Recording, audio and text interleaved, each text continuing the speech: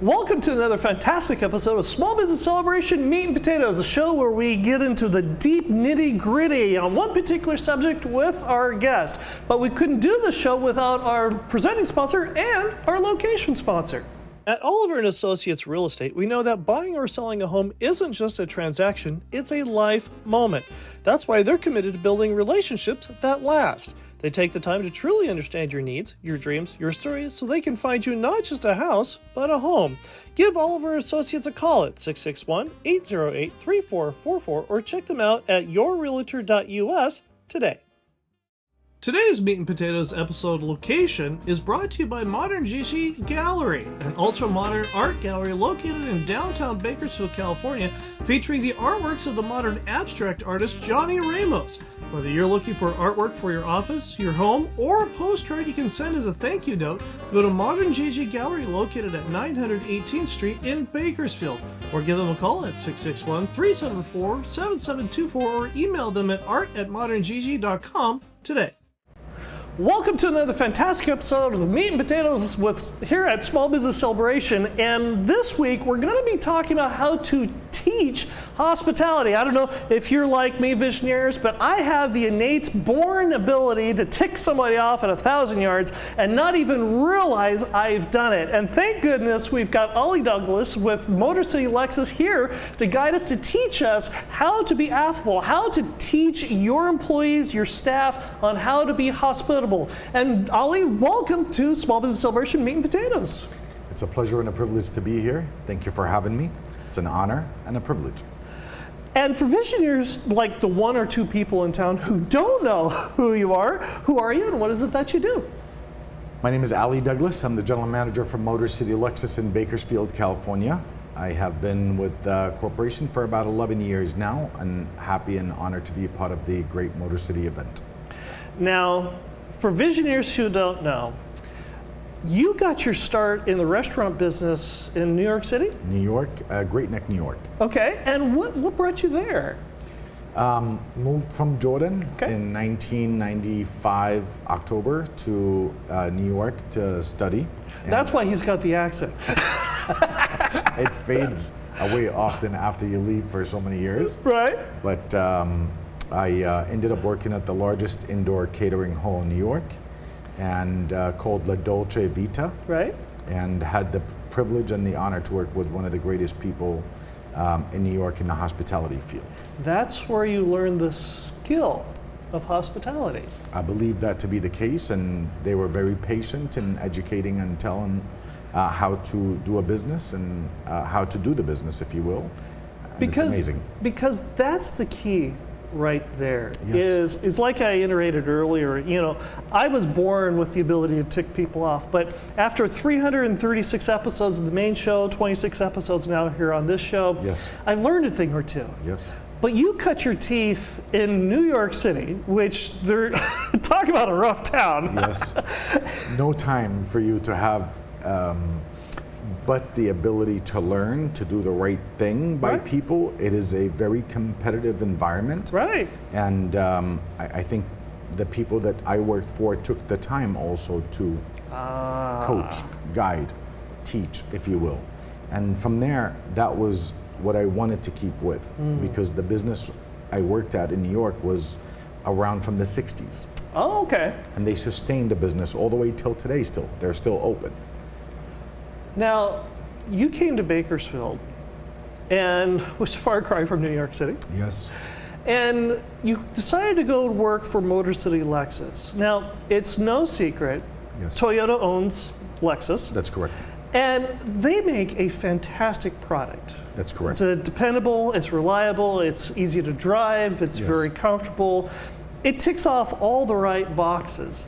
But no matter how good your product is, and no matter how good the oil change service is, and all that in the background, if you don't have that team Yes. to sell it well, Yes. and to give a solid presence and make people want to Yes. come, you can't sell a product. Agreed. I'm sure you've heard the term often, people buy people, Right. and it starts there. At Motor City starts from Mr. Strickland, the dealer principal, the owner, the Strickland family, John Petrie, the COO of the company, Karen Gerasi, the vice president of the company, they all sing the same song. There is no difference in the way they talk about how we should do business. To the point of we have our own company culture created by Richard Strickland for the entire staff. It doesn't matter who you are, what position, you have to follow the company culture. And I believe that's the true testament to the brand, are the people working to represent the brand. It's also that culture is something that's, yes, you can write a manual. Yes. Yes, you can write a standard operating procedure, do this, do this, do this, do this. Yes. Do this. But you have to be able to teach hospitality. Yes. And this is something that you do very, very Thank you. well. Thank you. How do you teach hospitality? There's also, I'll give you some parables. Don't tell me how to do it, show me how to do it. Or don't do as I do, not as I say. Right. Right? So it starts with us leaders in the same, I'm going to say, a mission statement of Mr. Strickland to the company. You are a servant leader. That's the term that gets used. So I can tell you all day long how to be hospitable, but if I show you what I do to be hospitable, acknowledging people when they come in as guests, not clients. Okay. And it starts there, the very first. They're a guest, they're not a client. No, the client will come later. Okay. Meaning, if you treat them as a guest first, when you have a guest in your home and you sit and you listen and you welcome, that way, in my opinion, will lead to being the client after. Is that one of the reasons why every time I walk into the dealership, I'm offered a bottle of water? I'm so glad you say that. You know, obviously it's hot, whether, you know, now or the last couple of weeks has been beautiful, but we want to make sure first, you know, you may have visited 1-2 places in the auto mall. There's no a place where you go buy the water.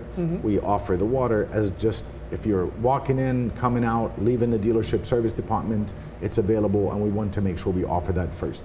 Some people want to have a little time on the lot, and it's good to have some water, Pepsi, coffee, something to drink while you're looking until, you know, you decide to go in the showroom and walk around. We still offer. What's the next step in that process? Because the person comes in and they're a guest in your home. Yes, sir. What's the next step after that for being a very hospitable business?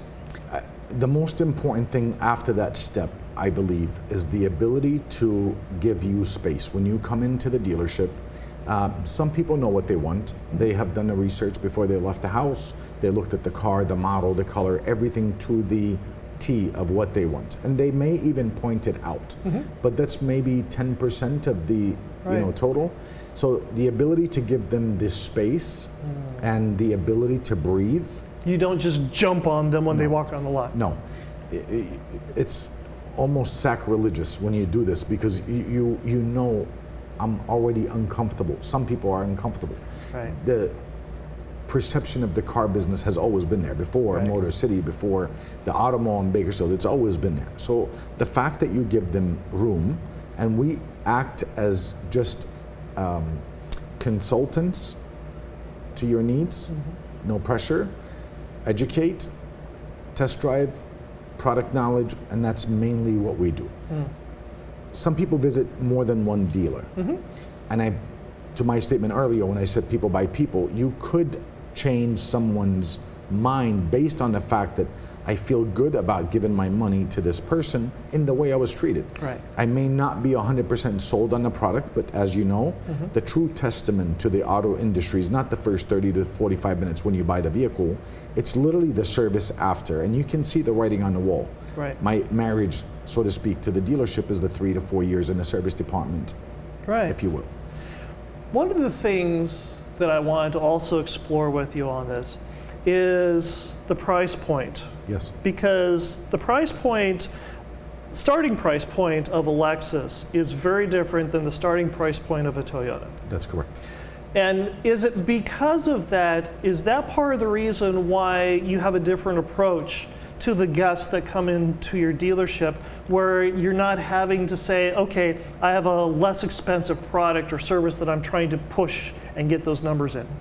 To the contrary, I think if I was a Toyota dealership also as well, because of the fact that I have less, I should actually have more business. With Lexus, we carry also certified and used vehicles. We still have plenty on the lot when clients and guests come in. I saw a Lamborghini the other day in the parking lot. Oh, that's a used car to have. Yeah, so today I have a Rolls Royce in the showroom. Right. I have high-end vehicles, but I really do think no matter what you walked in on the lot for, Right. the treatment should be 100% identical between the one that wants to buy the Lamborghini and the one that wants to buy the Toyota Corolla. You're coming in for your big purchase. Right. $20,000 is a lot of money. Right. $250,000 to $300,000 is still a lot of money. But at the same time, if you have to differentiate based on the client, that's not a good statement to make. You have to acknowledge everyone for their needs and wants at the time they come in on a lot, and no difference in the treatment for the one that's buying the used Toyota Corolla or the one that's buying a Lamborghini. Before we get into the fortune cookie game, Yes. outside of the car business, Yes. what is the number one mistake that you have observed personally by going to either a restaurant or a retail store or another business of some kind that you've sat there and it just makes your skin crawl and you go, ooh, they did not do this right? What's the number one mistake a lot of business owners make teaching their employees the wrong bit of hospitality to do? I learned this when I first moved to Bakersfield. And I will tell you that reason why I learned this.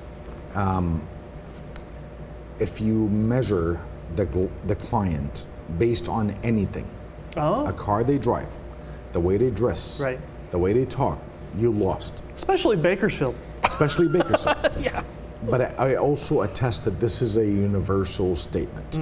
I am paid to do a job, to take care of the guests, for the man who invested in the business. I cannot, and that's where most business owners lose, in the fact that they don't teach the importance of you put yourself in the shoes of the customer or the guest that came into your business. The number one thing that makes my skin crawl is the fact that someone unprepared come into a workplace where they judge and based on their personal judgment to a client. There are very small circumstances or situations where you have to maybe get someone else involved, but you come into work, you have to be prepared, smile. It's their first time here, could be, whether it's a restaurant, whether it's a gas station, whether it's a dealership, Right. whether it's a hospital. In that sort of a deal, you are a client advisor. You're looking at these people as your guest as a guest in your home, and you have to respect the investment of the person that opened the business to provide for you to be there. That is 100% what should happen every single time with every single business. How many times have you seen the farmer, the rancher, the shop foreman, the shop supervisor who's got, his shirt is 3 days old Yes. with mud and everything else, walk in and buy the $250,000 Lexus vehicle? And we are not there to judge that. I think you see this often, not in just our business, in many of the businesses that you go to. You see that often where someone makes a judgment on pay based on a car that you drove into the dealership, Right. based on the way you dressed, and that's not up to us to do this. We are representative of the brand, the owner, the dealership. Welcome, thank you for being here. Let me get you some cold water before you start. What can I do for you? He may be coming in for directions. Right. We still offer the same service. Can you tell me where the Ford dealership is? Yes. As a matter of fact, I will walk you to it. And Joe Hay thanks you. May I make a comment to Sure. you about something that recently happened Sure. in Vancouver? And I will tell you, this is something that would be almost surgical to what you just asked the question about, which I'm very appreciative of. And I'll tell you the comment I made. I own a Breitling watch that I needed some sort of a repair. I was in Vancouver, Canada. I walked into an authorized Breitling store with the brand on the top, walked in, asked, hey, I'm I'm not here long term, just 4 or 5 days. Could you please help me figure out what was wrong with the pin of the watch? It seems like it's not working properly. And I was treated badly to where I acknowledged that I'm being treated badly also, where I said, okay, thank you so much, I appreciate it, sorry to take up your time, and I left. As I left Breitling, I looked at my wife and I said, this is how businesses go out of business. Because unfortunately, the representation for this brand and this name was by someone who really did not take the time to listen to acknowledge what was wrong with my watch for my wants and needs. It could have been handled differently, in my opinion. And if he would have worked for me, he would have needed a lot more training on how to talk to clients and guests. That is one thing I would tell you that gets under my skin. And with that, we now have the fortune cookie game. Now, Visioneers, if you're not familiar with the way the fortune cookie game goes, I have a sealed fortune cookie here in my hand. I have no idea what the fortune inside of it contains, but more importantly, neither does our guest. And our guest has to take said fortune cookie, open it up, break open the fortune, and read the fortune inside and add in my business and elaborate. Okay. Now, if you want, I'll go ahead and hold the rest of the cookie. There we go. And go ahead and read your fortune. Strive to broaden your horizons each day. In your business. How would you strive to brighten your horizons in your business? It's very simple.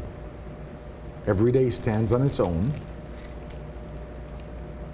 The next day, when you start your day, you don't have the same clients from yesterday. Right. You have to redo this all over again. Sure. But the nice thing is you get to learn from the mistakes of yesterday, if there was any. Right. Optimism is the key to broaden the horizon. Everything is possible. If you had a bad day yesterday, that does not mean it translates into today. I don't want to tell you any other recipes for a business like ours where you are almost, it's not a groundhog day, so to speak. Right. Your new customers and guests are coming in every single day different from the day before. So you have to be this new person every single day. You're broadening your horizon by having to learn how to be better in being kind, generous, hospitable, truthful, to add to that, and treating people with kindness when they arrive. So what you're saying is that even somebody like me who can tick somebody off at 1,000 yards, every day is a new day and I can still keep learning if I want to. So ask not who this person is, ask who he hangs around with, he will become that person.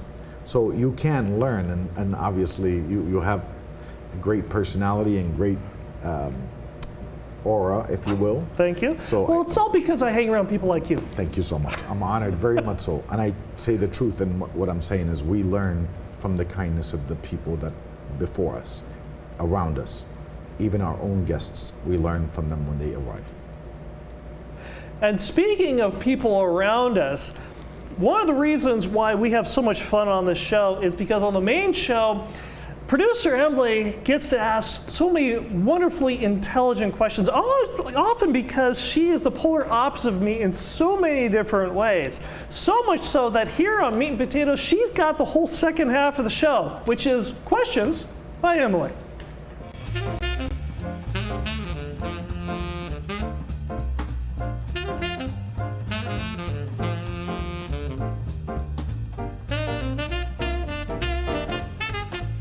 And Questions by Emily is sponsored by Cazador Consulting. Need elite talent to grow your team? Cazador Consulting Group in Bakersfield is your go-to partner in staffing and direct hires. They don't just fill jobs, they build lasting partnerships by listening to your needs and delivering top-tier customer service. At Cazador, mutual success isn't a goal, it's the standard. This is more than staffing, it's building your team so you can build your business. Visit CazadorConsultingGroup.com or call 877-800-4622. That's CazadorConsultingGroup.com or 877-800-4622, and let's build your future together. Hello, Visioneers. Welcome back to Questions with Emily. I'm Emily, and if you've got questions, feel free, drop them in the chat, drop them in the comments. We'd love to know how else we can get the information you're looking for from our wonderful guests. So, with that, Ali, yes. You're talking to Michael about service and all that entails. Of course. How do you teach the next generation hospitality? Because they're always on their phones, Yes. and I'll admit I'm part of that younger generation, but I try to be off my phone, but there Yes. is that still connection to a device that really can pull away from the aspect of people. Yes, I mean, it is absolutely a very valid point, because you're talking about who's going to carry the torch moving forward.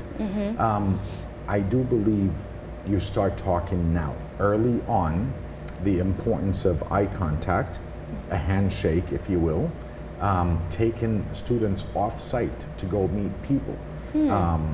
We had to do a commercial at Lexus for Gen Alpha that talked about, this car is Riz, and it's, very Rizzy, and, we want to talk the language. At the same time, it's not just the language, it's the ability to interact. And if you're looking down all day long and you leave the school, college, etc., to go to the real world, the interaction is a must. So you start talking early about it. There's got to be a way to explain it from middle school on, in my opinion, to prepare this generation for what's to come. And many businesses will open their doors for you to bring in students and have a class outside. Put the phone away, even for pictures. You come in, which Motor City has done and allowed us to do. We took students from 5 or 6 schools in Bakersfield, brought them over to the dealership, talked about the benefits of having jobs like technicians, finance managers, client advisors, receptionists, etc. in the All the dealership. things you don't necessarily think of at a dealership, but you need at the dealership. 100%. And we saw the interaction and the need to do it again and again and again. So we had it in our showroom for about 4 sessions already, where they bring out students to kind of test the waters, so to speak, if I want to do this. And we talk to them about the career and the future to come. That's how you talk to them. So how do you take a 22-year-old who is either fresh out of college, maybe didn't go to college, they want to be a salesman on your floor, Yes. but your target market for Lexus is probably not going to be selling them to other 22-year-olds. How do you teach that young person how to sell to the older generation in such a way that they are hospitable and kind and work with the brand that Lexus has already established? Great question, Emily. In our showroom, we have about a month of testing the waters, so to speak. Okay. We want you to walk around, we want you to listen, we want you to shadow someone, we want you to learn the product, and then after a month we have a little bit more training, not as kind of laxed as the first month, when it comes to a relationship. How do you approach someone nowadays, especially after the COVID era, if you will, where we had even more of a kind of reserved people. So we have it to where it's a laxed policy for about a month. You don't do anything other than watch what people do, and we want you to pay attention to that rather than your phone. Stats, how many people looked on our website, how many people came in today. Just observe. Just observe. And follow some people around the showroom, the interaction, looking people in the eyes when they come in. Again, talkative, how was your day, how was your morning, how was your evening, what can I do to help, what can I do to assist, in the way that you're talking directly. No text messages, no emails the first month, nothing. Because you have to almost, they digitize this person, right? De-digitize. Take them off the... Yes, because if you do put them in an environment, it's almost useless, because that's what they came from. You have to now kind of talk to the client, talk to the guest, please offer something to drink, please walk around, see if they have any questions, mainly interaction. So then how do you take that young person who now is observing for a month, Yes. and that, well, I'll just say Gen Z is known to be easily bored. How do you find and hire that young person and say, you're going to be bored for a month, Yes. but it's going to be worth it? How do you find that person who's willing to observe and take a step back from really the fast pace that is the digital world? The interview process is very important for the client, for the applicant, and also the business. If you see the willingness to learn, I can tell you from conversations earlier, were you the same Emily a year ago coming into a business in your life? Probably not. You had to learn. Yeah. Shadow, follow, listen, observe. All that happens. The month that we give the client advisor is mainly to take the pressure off the fact that you have to sell in order for you to earn a living. Because Motor Cities, truly, we have not lost applicants in the very beginning. When we say at the end of the month we're going to hire one person, we do a thorough process. There's an aptitude test. There's coming into the showroom. Oh, wow. So multiple interviews to see how also patient, tolerant both sides are. So you have to make sure I give a chance to everybody. But at the same time, also in the beginning, because of the Gen Zs, sometimes you have to tread different than people who are in their 30s and 40s in the way you talk to them too as well. You got to address their wants and needs because they talk different than you do. So you have to have patience as a business, and you have to have the ability to say, I'm willing to teach if you're willing to learn. And be very courteous, be very kind, because these are the future of Motor Cities staff that will carry you for the next 70, 80 years. So then, how do you see hospitality? Is it an adjective or a verb? Is it an action or is it a character trait? Great question. Absolutely great question. If you get up in the morning because you have to do something, it's not to be done. If you get up in the morning because you want to do something, that's what makes us different. The need to have a job is for everyone, including you and I. That's the need. You've heard the saying, if you love what you do, money will come. Right? Yeah. And people think that today, probably more than ever. You tell people there's jobs that pays this much money. Yeah, but I really don't like it. I don't like to do that. I'm gonna go after my dreams. I respect that 100% because at the end of the day, this is what you're meant to do. Psychologically, you prepared yourself to do this. So I know the measuring twice and cutting once when it comes to the job is why the hospitality is 100% has to be done from here. You put on a smile, you come in ready, you come in prepared. That's what you want to do, not have to do. Because you know, unfortunately, you've dealt with people across certain industries. You know, the airline I think of as an industry where hospitality is a must. I talked earlier about the hospitals. You know, yes, it is a place of, you know, where you see ill, sick, you know, patients, but at the same time, you can make the difference. Yeah. In just hospitality, kindness, good words. What you do comes from who you are. I love that. Absolutely. If you want to be that, you will be that. If you have to be, it will always be no. And it's almost how much I would say, for me personally, do I want to deal with people or do I have to deal with people, right? I want to. I want to go and I want to make a difference, whether it's the people that work with me and the people that come in as guests of ours at the dealership. I'm hoping to have had the reputation to come in here and sit based on the fact I was never meant for the car business. I was put in a situation where I needed a job And it by just came coming. up. And it came up. But now what do? You're miserable in it, and now 24 years later, I love what I do. I want to do this. It's important for me to get up to make a difference because a lot of people look up to me, and a lot of our guests and customers, they come in because of me. That's my hope. So and then I would be remiss if I didn't ask this, but are you a car guy? Are you Yes, into cars? Through and through. Through and through? Yes, absolutely. I wasn't. But when I got in the car business, I am 100%. I love to watch car shows. I love to watch new products coming in. I love to watch the technology, and I love to see it. Lexus has been and will be a great company to work for, plus Motor City, obviously, as a place of business. They have a great product, and they really are on the cusp of even more and more great products to come that was never Lexus-like. The future is very bright. We are the #1 registered car, luxury car brand in the US. Wow. Lexus is. Motor City Lexus is the #1 dealer in the US per capita Oh my gosh. in market share. Yes. So you see the reason why I love the car business, because I want to be here for the future, God willing, when the new products come. So then I think my last question would be for you. Yes.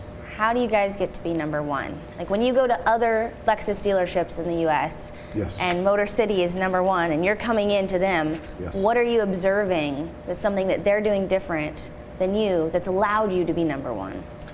When you guys thought about putting this together today, you had the great idea of asking how and why the hospitality is important. I believe, as I said earlier, that what makes us different is the way we do business. There's many dealers in the automobile. They all do a beautiful job, great job in providing a location, product, etc. What Lexus does, in my opinion, to be where we are today, the staff and the belief that they have in having to be hospitable and kind is why we are number one market share in the US. Without a doubt, the product is great, sells itself, the location is wonderful, the building is great, facilities are clean, but what makes us what we are, the staff believing in what I told you about wanting to come to do this for a living. There's no substitute for people wanting to be good, kind people. Absolutely not. Yeah.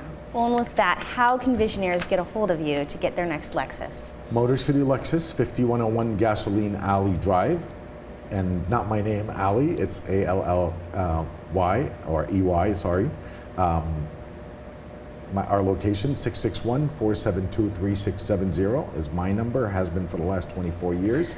And I'll be honored to answer any questions about the car business in general, whether it's a Lexus or something else. It doesn't have to be, but I'm grateful. Well, thank you, Ollie, for joining us today. Visionaires, what a wonderful episode. And if you liked that, don't forget to tune into our main show. This week we had Tim Terrio with Terrio Physical Therapy and Fitness. We talk about how to get the best minds around you for your business, how to build an organizational structure that becomes a company known for its service. It was a wonderful main show episode. And with that, we will see you next Monday for our Meat and Potatoes Live at 5 episode.